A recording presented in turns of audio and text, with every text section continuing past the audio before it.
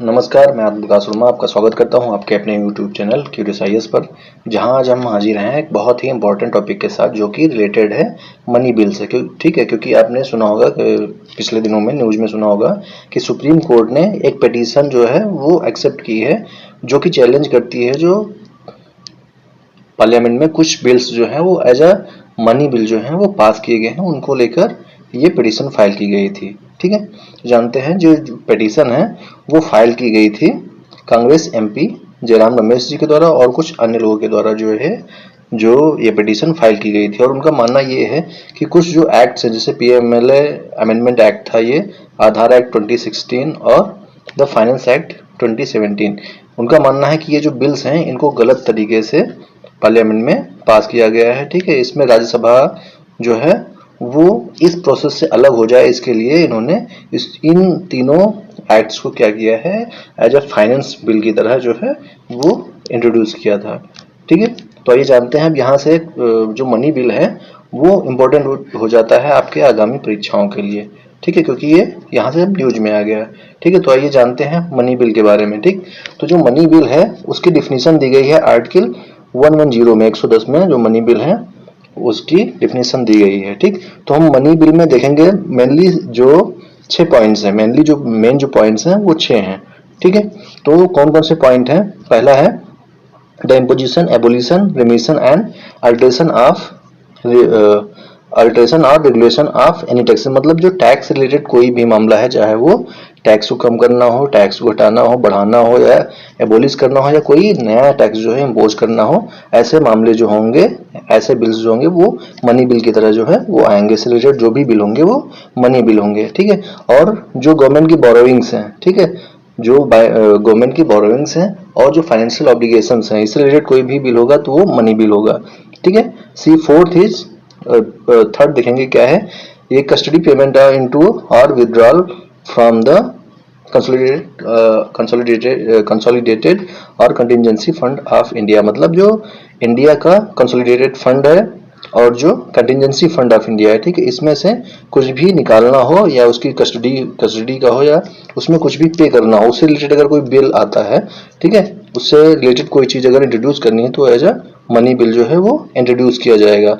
ठीक है, appropriation of D क्या है, the appropriation of money out of the consolidated fund of India. अगर कंसोलिडेटेड फंड ऑफ इंडिया से कुछ भी आपको पैसे निकालने हैं गवर्नमेंट को, मान लीजिए आपको क्या गवर्नमेंट ही निकालेगी, ठीक है, गवर्नमेंट को जो पैसे निकालने हैं कंसोलिडेटेड फंड ऑफ इंडिया से, उसके लिए मनी बिल जो है वो लाया जाता है, उसको इंट्रोड्यूस किया जाता है। ठीक है, और जो ई है, ई पॉइंट हो क्या है, डिक्लेयर्ड और increase expenditure charge to the consolidated fund, ठीक, कंसोलिडेटेड फंड ऑफ इंडिया। ठीक है, जो कंसोलिडेटेड फंड ऑफ इंडिया है उस पर जो डिक्लेयर्ड पहले से डिक्लेयर्ड है या जो एक्सपेंडिचर, जैसे कोई स्कीम डिक्लेयर की गई है कि उससे पैसा लिया जाएगा और उस स्कीम में पैसे कम पड़ गए तो उसको उसमें से पैसे और लेने के लिए जो बिल आएगा वो एज अ मनी बिल जो है वो इंट्रोड्यूस किया जाएगा। ठीक है, फिफ्थ, उसके बाद सिक्स क्या है, फिफ्थ पॉइंट हो गया। उसके बाद सिक्स पॉइंट क्या है, रिसिप्ट, कस्टडी और ऑडिट ऑफ गवर्नमेंट फंड्स। जो गवर्नमेंट के फंड्स हैं, ठीक है, उनसे रिलेटेड कोई भी रिसिप्ट हो, कस्टडी हो और ऑडिट्स हो, ठीक है, ये सारी चीजें एज अ मनी बिल जो है वो इंट्रोड्यूस की जाएंगी।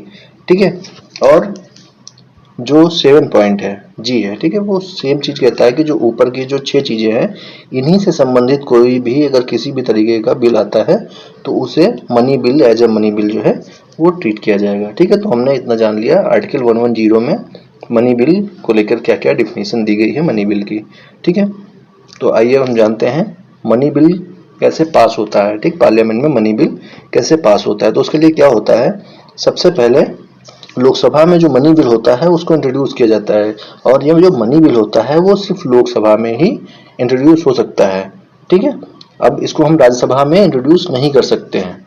ठीक है, इसमें दो चीजें इंपॉर्टेंट हैं कि ये सिर्फ लोकसभा में ही इंट्रोड्यूस हो सकता है और इसे कोई मिनिस्टर ही, कैबिनेट मिनिस्टर ही इसको इंट्रोड्यूस कर सकता है, कोई प्राइवेट मेंबर इसको इंट्रोड्यूस नहीं कर सकता है। ठीक है, तो ये लोकसभा में इंट्रोड्यूस होगा। ठीक, और लोकसभा में पास होने के बाद ये पहुंचता है राज्यसभा के पास। ठीक, तो राज्यसभा के पास इस मामले में, मनी बिल के मामले में बहुत ही लिमिटेड पावर्स हैं।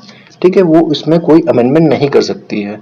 ठीक है। और अमेंडमेंट वो रिकमेंड कर सकती है, लेकिन अपनी तरफ से वो कोई भी अमेंडमेंट नहीं कर सकती। वो रिकमेंड कर सकती है लोकसभा को कि इस बिल में ये हम रिकमेंड करते हैं कि ये अमेंडमेंट होने चाहिए या कर दीजिए इस तरीके से, ठीक है। और ये बिल उसको 14 डेज में वापस करना होता है, ठीक है। अगर विद इन 14 डेज राज्यसभा जो है उस मनी बिल को वापस नहीं करती है तो मान लिया जाता है कि वो मनी बिल जो है वो पास हो गया है, ठीक है। और ये रिकमेंडेशन करती है, जो अमेंडमेंट जो है वो रिकमेंड किए जाते हैं राज्यसभा के द्वारा, वो डिपेंड करता है लोकसभा पे कि वो जो अमेंडमेंट्स हैं, जो रिकमेंडेड अमेंडमेंट्स हैं, उनको वो लागू करती है या नहीं करती है, वो उनकी मर्जी पे है, ठीक है। तो इस मामले में देखा जाए तो राज्यसभा जो है उसकी पावर्स बहुत लिमिटेड हो जाती हैं, कहीं ना के बराबर होती हैं, ठीक है। और उसके बाद राज्यसभा से होने के बाद ये जो बिल है ये पहुंचता है प्रेसिडेंट के असेंट के लिए, ठीक है। उसके बाद प्रेसिडेंट के असेंट के बाद ये पास हो जाता है, ठीक है। अब इसमें देखो कुछ पॉइंट देखते हैं। अब money bill can only be introduce in the Lok Sabha, जो मनी बिल होता है सिर्फ लोकसभा में ही इंट्रोड्यूस हो सकता है, जिसे हाउस ऑफ द पीपल भी कहते हैं, ठीक है। It must be endorsed by the speaker of the Lok Sabha, मतलब इस कहने का मतलब ये है कि इसमें जो लोकसभा स्पीकर होते हैं उनके पास ये अथॉरिटी होती है, पावर होती है किसी बिल को ये डिसाइड करने का कि वो मनी बिल है या नहीं। इसमें मनी बिल है या नहीं कोई मिनिस्टर नहीं बोलता है, ठीक है। ये जो लोकसभा के स्पीकर होते हैं, ठीक है, ये उनका काम है डिसाइड करना कि ये मनी बिल है या साधारण बिल है, वो अन्य बिल है, ठीक है। The Rajya Sabha can recommend amendments but can not reject और अमेंड द बिल। जो राज्यसभा है वो सिर्फ क्या करती है, अब इसमें अमेंडमेंट रिकमेंड कर सकती है, ना ही ये बिल को रिजेक्ट कर सकती है, ना ही बिल में कोई अमेंडमेंट कर सकती है अपनी तरफ से, ठीक है। ठीक, चलते हैं नेक्स्ट पॉइंट पे। अब देखते हैं जो चैलेंज की गई, जो पिटीशन जो है फाइल की गई है, वो किन चीज़ों को मेनली वो तीन एक्ट्स हैं, ठीक है, उनको देखेंगे, उनमें ऑब्जेक्शन क्या है। तो जो पीएमएलए में अमेंडमेंट था, उसमें क्या था, जो इन्फोर्समेंट डायरेक्टरेट है, ईडी है, ठीक है, उसको अरेस्ट और जो रेड्स हैं वो कंडक्ट करने की पावर इसमें दे दी जाती है।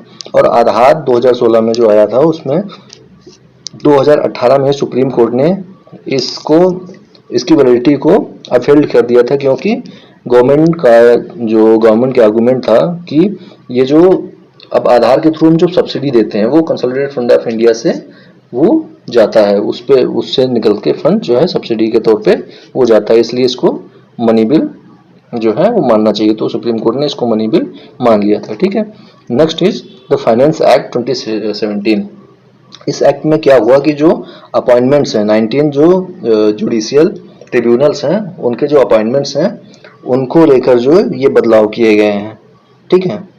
और इसी को लेकर इन्हीं तीन को लेकर मेनली जो है अपोजिशन जो पार्टीज हैं और जो कुछ विद्वान हैं या कहिए जो कुछ और जानकार लोग हैं वो इस पे सवाल उठा रहे हैं कि ये जो इम्पोर्टेंट चीजें हैं इनको राज्यसभा